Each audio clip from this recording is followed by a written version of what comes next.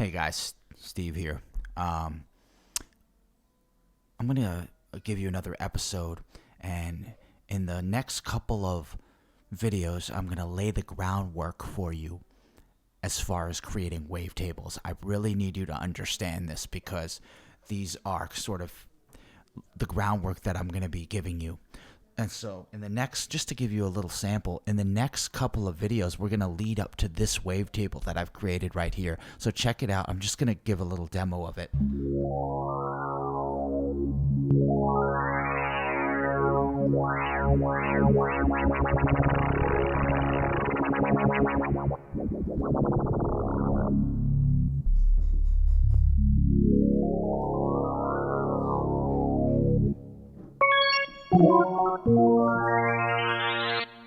So you'll be able to create that with the concepts that we're learning. So pretty cool stuff. Okay, this video is going to kind of be short. Each video I want to introduce a new concept. So let me go. I'm going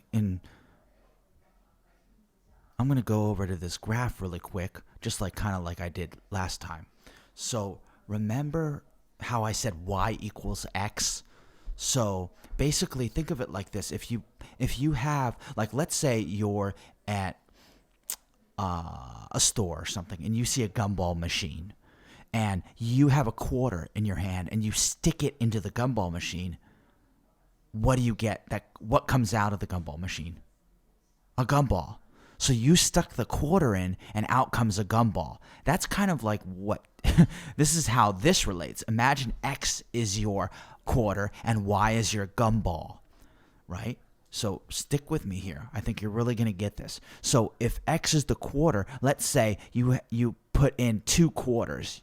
So x is this axis right here. Okay, get that? So this is the x-axis. This is the output, the y-axis. So if I put 2 quarters in, what do I get? I put 2 quarters in, I get 2 gumballs. So it's like you're putting money in and you're getting something out, okay? That's super important. That's like everything that we're going to deal with. If we put something in, we're going to get something out. So if I put in 5 quarters in the X position, what is the Y? The Y is going to be 5 gumballs. Ba-ba-ba-ba-ba-bam. We're getting 5 gumballs out, okay? Understand that. If you understand that, bam. Okay, let's say I know we can't have a negative quarter or anything like that, but let's just say we stuck in a negative quarter, right? We would get a negative gumball, whatever that means. I don't know what the heck that means, okay?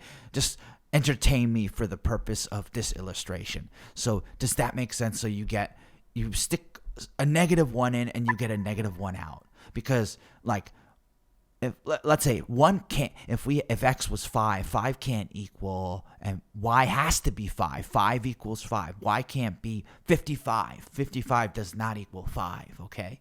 So x has to equal y. They have to equal each other. So that's basically, if I put in something for x like 10, y has to be 10. Okay, so this is the concept. Now with that out of the way, today I'm going to teach you -x, what that means, okay? So, now we're adding a negative to the x. So if I put it, okay, well, let me turn on this graph for you so you understand. So from a visual perspective, what happened? Do you see how everything flipped? So if I put in a +5 in the y, I put 5. It's like a slot machine. I put $5 in the slot machine. Now I'm getting negative. Now I'm losing money. I put $5 in the slot machine. I'm getting -5. Do you see that? I put in 5 and x, and now the result is a -5 because I added the negative, right? I added that into our equation now. Okay. So now let's go to the opposite. If I put in a -5. Do you guys remember that a negative times a negative is a positive? I don't know if you knew that. That's like your basic math. A negative times a negative is a positive. So if I put in a -5 into x, I have the other negative there, so they cancel each other out. So therefore, I have a +5. Or if I said -3, if I stuck a -3 into our gumball machine, and our gumball machine is now going to, a negative and a negative is going to give you a positive. Do you understand that? So that's crucial. Okay, so let's go to Serum now, and let's just see that. Let's practice that. This is what I want you guys to do. Okay, let's go back to Serum. Okay, so I'm going to put an X into our parser right here. Okay, now, if I put a negative X, just like on the graph, do you see how it flipped? We flipped the positive goes to the negative, and then negative goes to the positive. So that's a cool little trick that's going to come in handy later on when I just showed you in my little demo. We're going to be using that concept of flipping the axes. That's what so we're going to flip X, boom. So just practice that. You could do 5 times X, right? 5 times X right here. Let me remove this for a second. Okay, 5 times X. Now let's just add a negative to that, okay? Boom, you're flipping it. But what's interesting is now notice that the sound does not change. It stays the same. That's good to know too, because if we're not necessarily changing the sound in this case, but know that. So it's just flipping the sides, okay? So you could practice that. So just be aware of that. Oops, I closed Serum.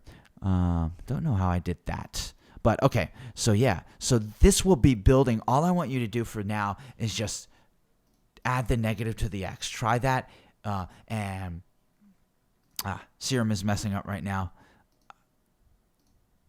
Don't know why there must have crashed. But so practice that. Understand the concept of the negative, adding the negative flips the things. And next time we'll get into the next couple concepts. For the next 2 or 3 videos, I'm just going to introduce some little concepts like this, and then we're going to go into creating what the wavetables are. That's all I wanted to do today.